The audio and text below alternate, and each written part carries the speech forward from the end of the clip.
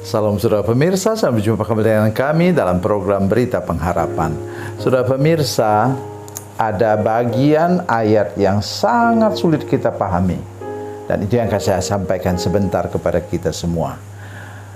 Mari kita berdoa sebelum kita lebih jauh mendengarkan firman Tuhan ini. Bapa, dalam nama Yesus, terima kasih Tuhan untuk firman-Mu. Kami percaya firman-Mu benar, ya dan amin. Karena itu kami percaya saja walaupun kami belum mengerti. Terima kasih Tuhan, terpujilah nama-Mu. Dalam nama Yesus kami berdoa. Haleluya. Amin. Saudara pemirsa, mari kita merenungkan firman Tuhan hari ini dari Perjanjian Baru. Perjanjian Baru, Injil Yohanes pasal 11. Yohanes pasal 11 ayat 3 sampai ayatnya yang ke-5. Demikian bunyi firman Tuhan. Kedua perempuan itu pun mengirim kabar kepada Yesus, "Tuhan, dia yang engkau kasihi sakit." Ketika Yesus mendengar kabar itu, ia berkata, "Penyakit itu tidak akan membawa kematian, tetapi akan menyatakan kemuliaan Allah, supaya melalui penyakit itu anak Allah dimuliakan." Yesus mengasihi Marta dan saudaranya serta Lazarus. Amin. Inilah yang saya rasa kita kalau baca sampai di situ ya, tolong dengar baik apa yang saya katakan. Kalau kita baca sampai di situ, kita tidak mengerti. Betul tidak mengerti. Saya tidak mengerti bagaimana orang yang dikasihi Yesus dan mengasihi Yesus kok bisa sakit parah.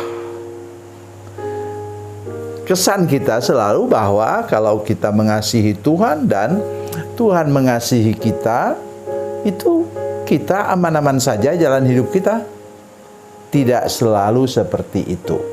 Karena Tuhan punya rencana yang kita tidak ketahui. Ya, rencananya itu kata firman Tuhan, nanti silakan baca dalam Yesaya pasal 55, itu seperti langit dengan bumi. Itu apa? Jaraknya. Jadi mari kita belajar hari ini tentang seperti apa rencana Tuhan yang kita sulit mengerti. Ini saudara sekalian, perhatikan di sini. Kata Tuhan Yesus juga yang sangat sulit kita mengerti. Ketika Yesus mendengar kabar itu, ia berkata, "Penyakit itu tidak akan membawa kematian, tetapi akan menyatakan kemuliaan Allah, supaya melalui penyakit itu anak Allah dimuliakan." Coba saudara bisa bayangkan, Yesus sendiri bilang tidak membawa kematian. Kenyataannya bahwa Lazarus mati. Jadi itu tadi, Lazarus mati tidak titik. Apa? Saudara lihat ada sambungannya ya dalam Alkitab Bahasa Indonesia. Penyakit itu tidak akan membawa kematian, tetapi akan menyatakan kemuliaan Allah, supaya melalui penyakit itu anak Allah dimuliakan. Sudah tahu bahwa Lazarus itu sudah mati 4 hari baru Yesus datang. Sama suaranya, kakak adik ini bicara, Marta duluan, kemudian Maria, kemudian mengatakan apa? "Tuhan, seandainya engkau di sini, saudaraku pasti tidak akan mati." Nah, baru kita mengerti di situ bahwa Yesus melampaui pandangan manusia.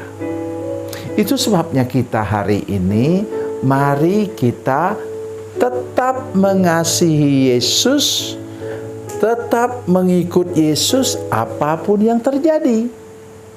Kematian sekalipun tidak bisa membuat kita jauh daripada Tuhan. Nah, mari saya ingin bacakan untuk kita dari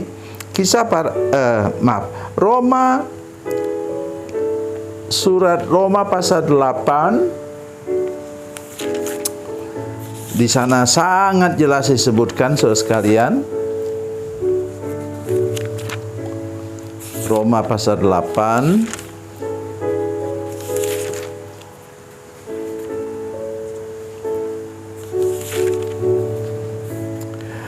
Coba saudara perhatikan di sini. Ayat 31 mulai. Sebab itu apakah yang akan kita katakan tentang semuanya itu? Jika Allah di pihak kita, siapakah yang akan melawan kita? Ia, dengar itu, Ia yang tidak menyayangkan anaknya sendiri, tetapi yang menyerahkannya bagi kita semua, bagaimanakah mungkin Ia tidak mengaruniakan segala sesuatu kepada kita bersama-sama dengan Dia? Ayat 34, ya. Ayat 35, maaf. 35, siapakah yang akan memisahkan kita dari kasih Kristus? Penindasan atau kesengsaraan atau penganiayaan atau kelaparan atau ketelanjangan atau bahaya atau pedang? Tidak ada. Oleh sebab itu pelajaran paling penting untuk kita ialah tetaplah mengikut Yesus, tetaplah mengasihi Yesus lebih daripada segala yang lain. Ya, itu kata kunci untuk kita bisa hidup. Kalau kita terus memandang itu, waduh, begitu ya kalau ikut Yesus ya, kayaknya orang ini tidak dijaga oleh Tuhan.